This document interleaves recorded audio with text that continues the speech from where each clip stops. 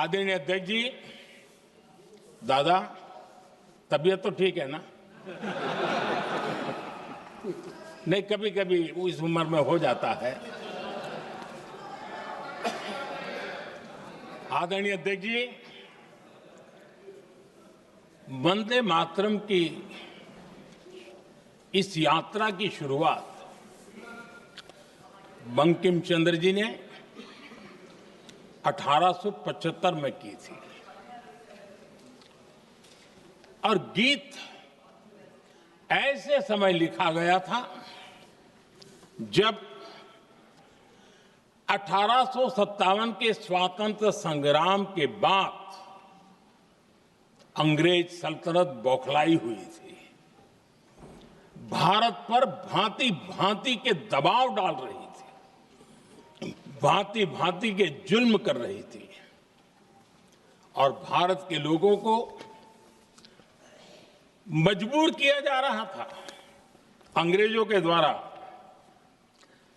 और उस समय उनका जो राष्ट्रीय गीत था, गॉड सेव द क्वीन, इसको भारत में घर घर पहुंचाने का एक षड्यंत्र चल रहा था।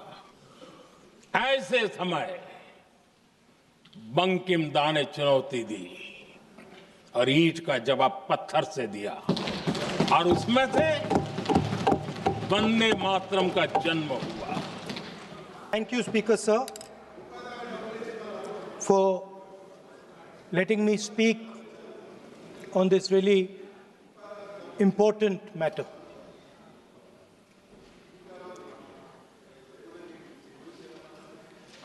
Speaker Sir, have you ever wondered why Mahatma Gandhi laid such emphasis on Khadi? Why was it that he framed the entire Indian freedom struggle around the concept of Khadi? And why is it that he only wore Khadi? Because Khadi is not just a cloth. Khadi is the expression of the people of India. It is the imagination, it is the sentiment, it is the productive force of the people of Aaj Pehnaun Khadi. It is the expression of the people of India. Speaker Sir, whichever state you go to, you will find different fabrics. There's the Himachali cap,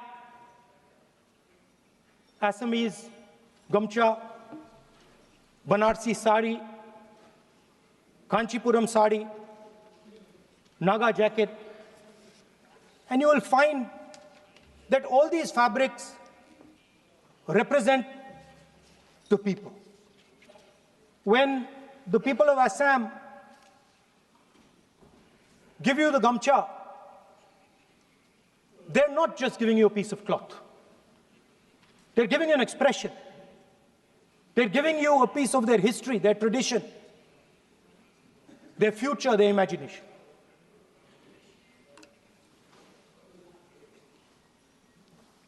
It's the same when the Nagas wear that jacket.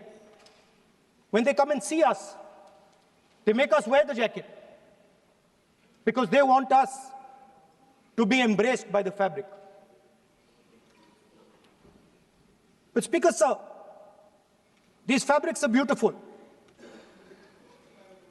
But if you look slightly deeper and you look closely at the fabric, you will find that each one of them has thousands of little threads embracing each other. A Kanchipuram sari might have a golden thread, but the golden thread means nothing without the green thread or the yellow thread near it. The other thing to notice about the sari or any other fabric is that all the threads are equal. No one thread is superior to another thread. They all come together. The threads cannot protect you. The threads cannot keep you warm. But when they come together as a fabric, they can keep you warm, they can protect you, they can express what you have in the heart. Speaker, sir, in the same way, our nation is also a fabric. It's a fabric made up of 1.4 billion people, and the fabric is woven together by the vote. Let me repeat it. It is a fabric of 1.5 billion people, and it is woven together by the vote. Everything that we see, in fact, this house where I'm standing today, the Lok Sabha, Rajya Sabha, Vidhan Sabhas across the country, Panchayats across the country, none of them would exist if the vote did not exist. We talk with great pride about HAL, BHEL, ONGC, Tejas, Chandrayaan. We have a list of things we say. Not one of those would exist without the vote.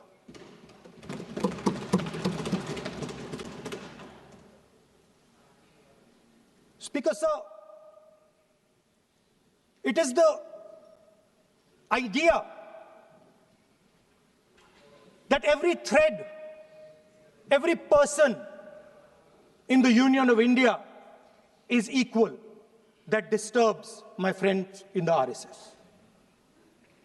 They are happy to see the fabric, but they cannot stand the idea that every single person in the fabric of our country, regardless of what religion they come from, regardless of what community they come from, regardless of what language they speak, should be equal.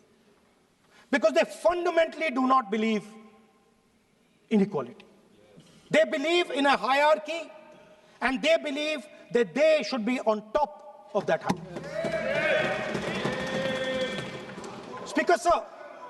Speaker, sir, on the 30th of January, 1948, 3 bullets pierced the chest of Mahatma Gandhi.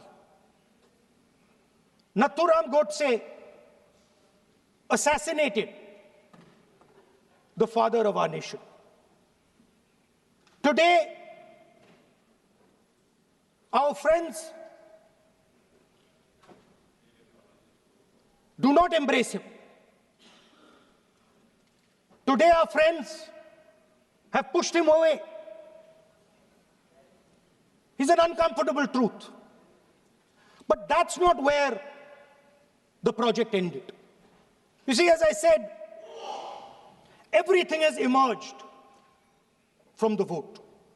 All the institutions have emerged from the vote. So it's obvious that the RSS has to capture all the institutions that have emerged from the vote.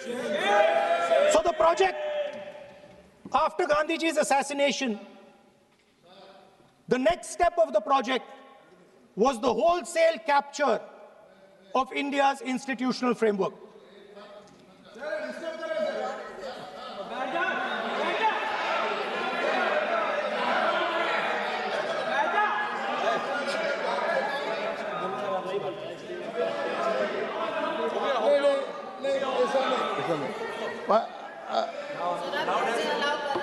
So what is this, sir?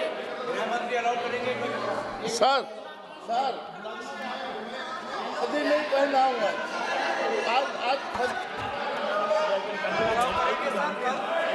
I'm doing, relax. मैं बुलाता हूँ, please बैठिए please बैठिए। So, please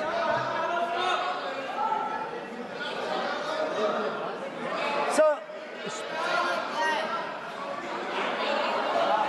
आप बोले पर हाथ मत जोड़े।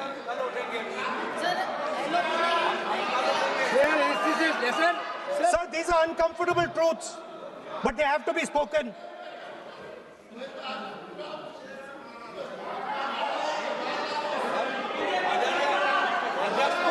कितना खादी पहनते थे थोड़ा बता दे।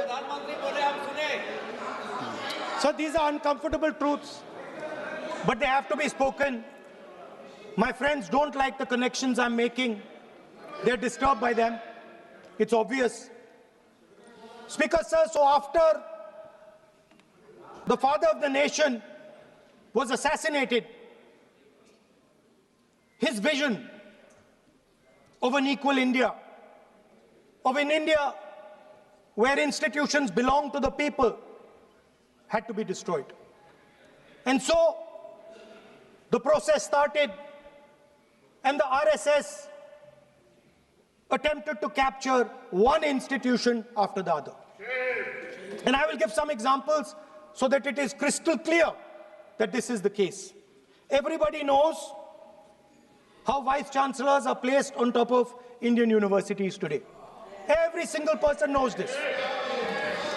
You go to any university, you speak to any youngster in India, he will tell you that it does not matter whether the professor has qualifications, it does not matter whether the professor has a scientific temperament. The only thing that matters is the professor belongs. माननीय सदस्य, I'm coming, sir. एक minute, माननीय सदस्य, चुनाव सुधारों पर चर्चा हो रही है। सर ये मैं उसी पे कर रहा हूँ सर। आप किसी भी संगठन का नाम जो इस हाउस में उसका नाम ले लें। एलओपी है तो इसका मतलब ये नहीं है। एलओपी का मतलब नहीं है, आप जनरल बात बोलो। आप राष्ट्रपति भाषण में बोलिए जनरल बात। सर हम लोग सुनना चाहते हैं। सर स्पीकर सर हम लोग सुनेंगे शांति से। हम लोग शांति से सुनना चाहते हैं और ये आप लोग सुनिए ना क्या कहना चाहते हैं। धमकी देंगे आप? हम लोग सुनने के लिए बैठा है। अभी तक नेता प्रतिपक्ष एक शब्द चुनाव सुधार पे अभी तक आया ही नहीं है। संसदीय कार्य मंत्री बोल रहे हैं। मैं स्पीकर का परमिशन से ही बोल रहा हूँ। हम सुनने के लिए बैठे हैं। अरे हम सुनने के लिए बैठे हैं। नेता प्रतिपक्ष चुनाव सुधार के लिए जो सुझाव देंगे सुनने के लिए तो हम बैठे हैं, लेकिन चुनाव सुधार को नहीं बोलते हुए कहा जो इस सदन से कोई वास्ता नहीं, जो संगठन उसका कहानी किसी और का बोलना ये कोई उचित नहीं है। समय बहुमूल्य है, समय का मर्यादा भी है। सबका सब यहाँ सुनने के लिए बैठे हैं और ये समय बहुत कीमती है, इसलिए हर एक पल अच्छा शब्दों का कोई अच्छा ज्ञान दे, सुझाव दे, सुनने के लिए हम लोग बैठे हैं। मेरा एक सीमित अनुरोध है नेता प्रतिपक्ष से, आप विषय पर ही रहिए। हम लोग सब बैठे हैं, गृह मंत्री जी भी सुनने के लिए बैठे हैं, लेकिन आप विषय पर नहीं बोलेंगे तो जो विषय तय किया गया है उसका क्या मतलब है। अगर चुनाव सुधार पर ही नहीं बोलेंगे तो फिर इतना समय सबका क्यों बर्बाद करना चाहते हैं नेता प्रतिपक्ष। Should I leave? Then you speak. He wanted you. Should I leave? You speak then. You Should I speak. leave? What is that? You are parliamentary affairs minister. You are a parliamentary affairs minister. You are disturbing the lobby. How can it be? You are a parliamentary affairs minister. You are disturbing the subject में नहीं आपका LOP। आपका LOP subject में नहीं, ये विषय कर रहे हैं। The discussion, one second. The discussion is about the vote and electoral. The discussion is about the vote. एक मिनट सर मुझे बोलने नहीं दीजिए। एक मिनट एक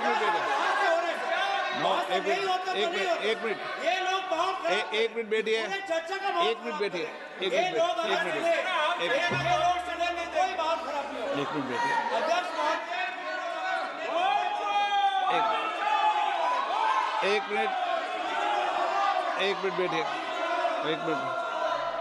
माननीय सदस्य, मैं बैठे बैठे अनऑफिशियली बोल रहे हैं, उस विषय बोल रहे हैं, सदन की गरिमा को बनाए रखें। आसन को चुनौती देने का प्रयास मत करिए, ये ठीक नहीं है। Speaker sir, I want to make it very clear. Please. Speaker sir, I want to make it very clear. The discussion is about votes.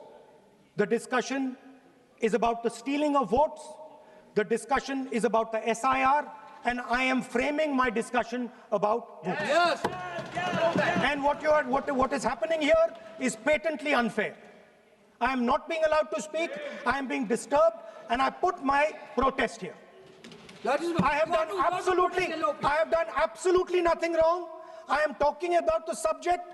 In order to capture the vote, you have to capture institutions. I am saying that institutions of India are captured, and I will come to the point, which is Election Commission is captured. So, the project of the RSS was to capture the institutional framework of the country, and I said how the education system has been captured.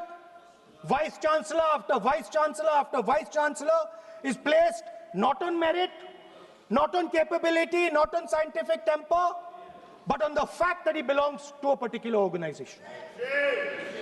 Second capture, which helps in destroying democracy, the capture of the intelligence agencies. We have the Home Minister sitting here, the capture of the CBI, of the ED, of the Income Tax Department.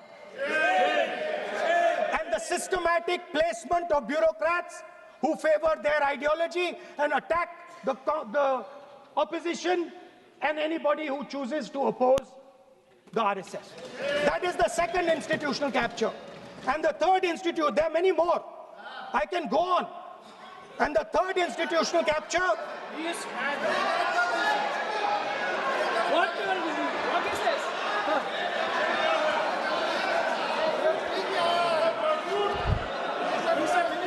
मानिए please मानिए।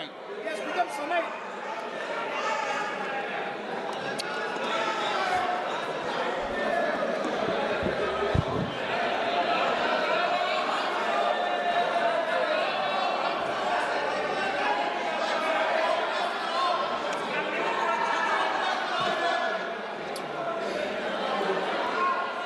And the third capture of the institution that directly controls the election system of our country, the Election Commission.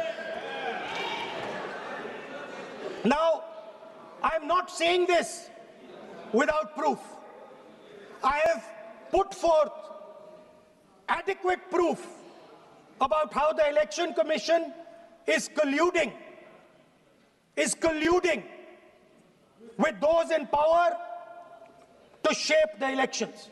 But I want to ask three questions first, which will make it very clear that the BJP is directing and using the Election Commission to damage India's democracy. The first question, why is it that the CJI was removed from the selection panel of the Election Commissioner? What motivation could there be to remove the CJI? Do we not believe in the CJI? Of course we believe in the CJI. Why is he not in that room? I sit in that room. It is so-called a democratic decision. On one side, Prime Minister Narendra Modi and Mr. Amit Shah. On the other side, the leader of the opposition. I have no voice in that room. What they decide is what happens. So the first question, why is the Prime Minister and Amit Shah so keen on choosing exactly who the Election Commissioner is going to be?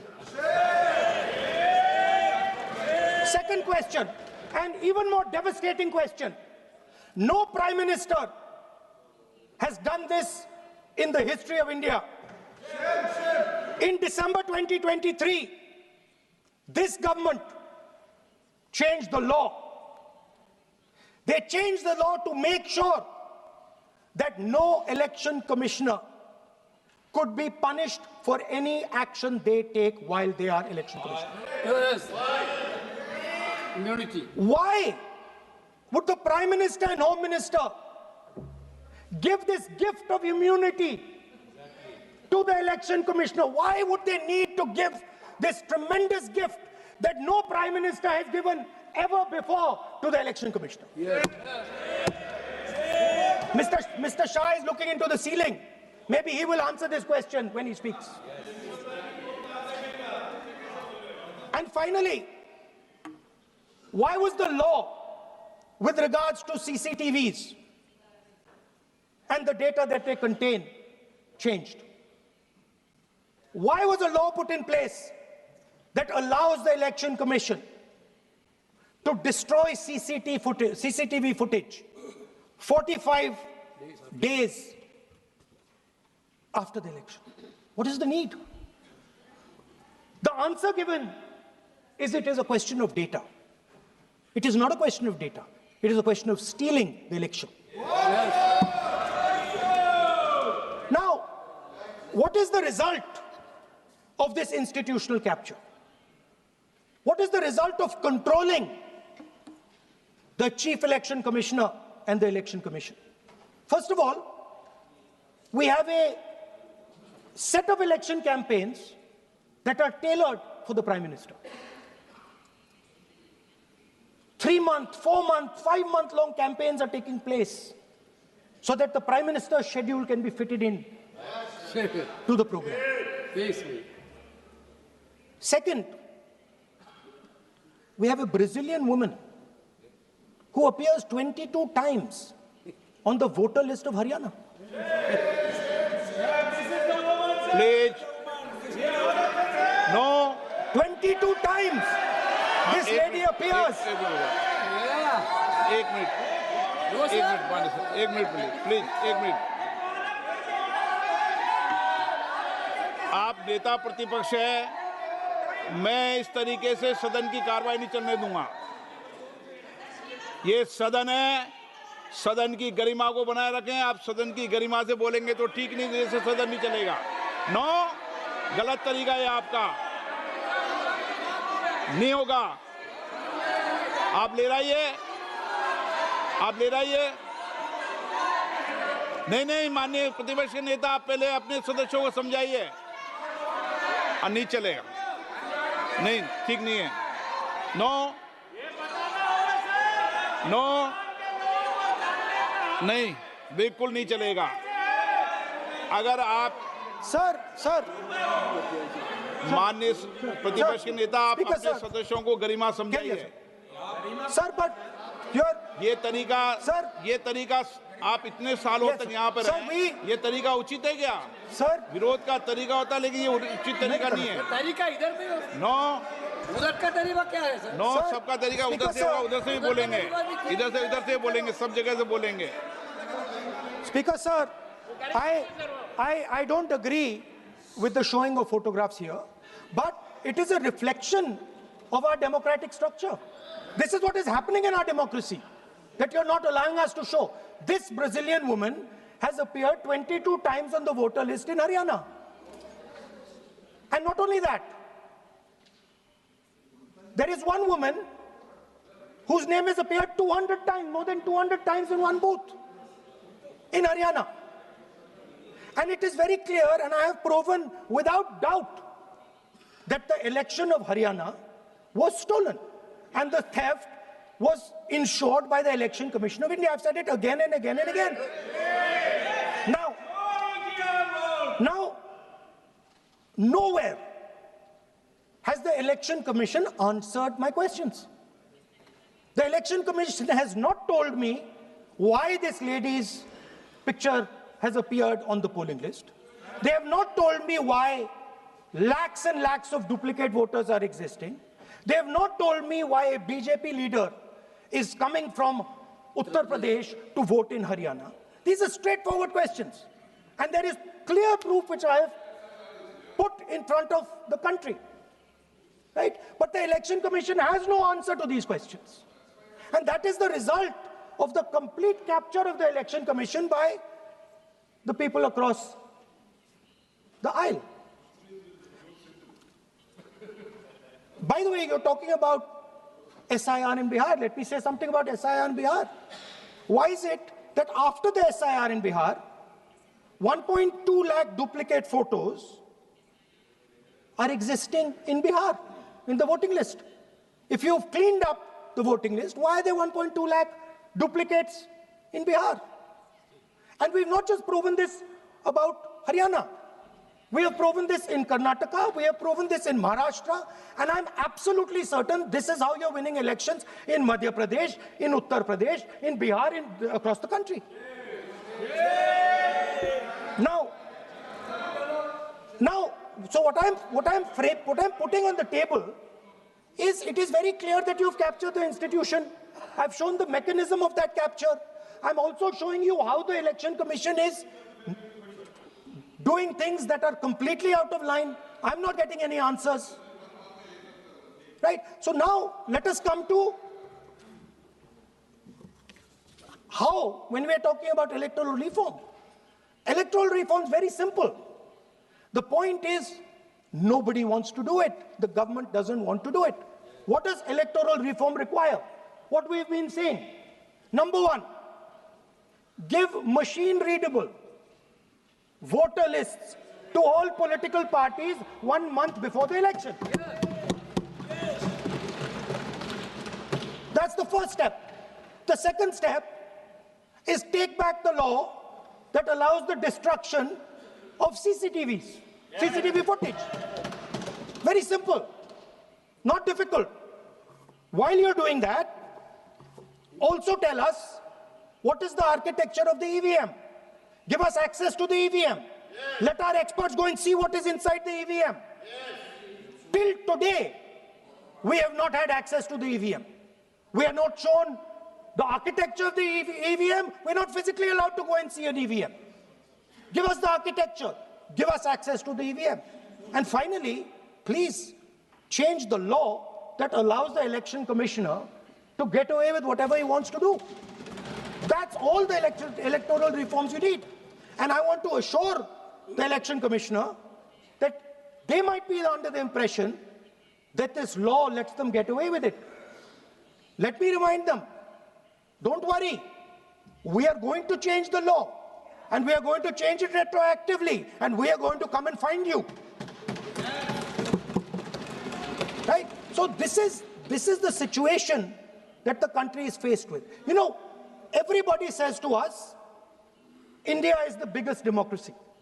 Actually, I was thinking today, we're not just the biggest democracy, we're the greatest democracy. And I'm not saying it just like that. I'm saying it, America calls itself the oldest democracy.